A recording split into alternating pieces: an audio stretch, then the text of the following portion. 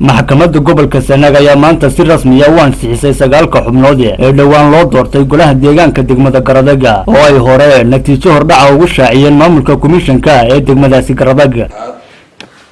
2021 waxa la ansixin doonaa insha Allah maxkamadda gobolka Sanaag oo awood u ansixinta doorashooyinka golaha deegaanada ee waddanka Jamhuuriyadda Soomaaliland ay ansixin doontaa natiijadii doorashadii ka dhacday waddanka gaar ahaan degmada Garadag iyo mudanayaasha ku soo baxay waxaan aad ugu mahad celinayaa madaxweynaha Jamhuuriyadda Soomaaliland mudane Muuse Biixi oo isagu hirgeliyay oo ku tabcay doorashadan inoo dhacday ee qiimaha iyo qaayaha badan leh ee isagu geliyay hantidii Soomaaliland waxaan kaloo mahadnaqayaa markay aragtay in ansixinta natiijada kama dambaysta ah ee go'aanka gaadhista wixii cabasho ah ee la xidhiidha golaha deegaanka ee degmada Garadag inay awood u leedahay sida waafaqsan qodobka 153 ee xeerka aragtay qodobada 110 iyo 112 ee dastuurka Jamhuuriyadda Soomaaliland iyo qodobada 22 23 24 iyo 25 ee wax ka bedelka iyo kaabista xeerka ismaamulka gobolada iyo degmooyinka ee xeer lambar 23 ismaar 2019 iyo qodobka 153 ee xeerka guud ee doorashooyinka iyo diiwaangelinta codbixiyayaasha xeer lambar 19 ismaar 220 iyo qodobada 77 79 iyo 80 xeerka habka madaniga markay aragtay dhammaan asbaabaha sare ka xusan oo dhan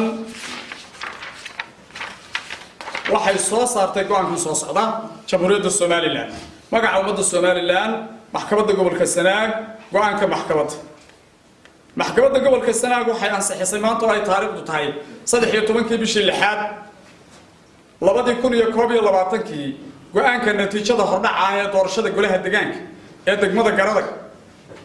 kaasoo ka soo baxay komishanka doorashooyinka ee degmada Garadag kuna taariikhaysan 2 bishii 6 2021 lambar 2 waxay go'aamisay in doorashada golaha deegaanka ee degmada Garadag ay ku soo baxeen mudanayaasha kala ah lambar 1 xisbiga UCID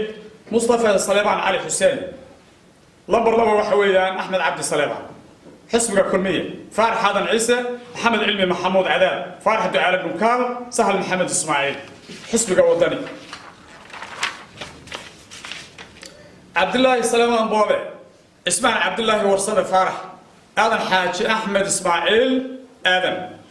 واحد قوان كله عسكري قضبضة بقولي طبعا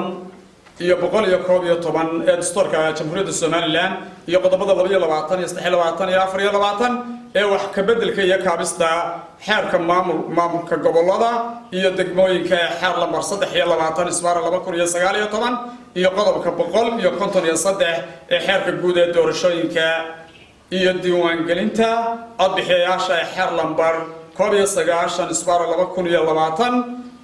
iyo qodobada 77 79 iyo 80 xeerka habka madaniga go'aanka waxa lagu dhawaaqay maanta oo taariikhdu tahay 19 bishii 6 2021 Maxamed Gumburi Bulsho TV Gardag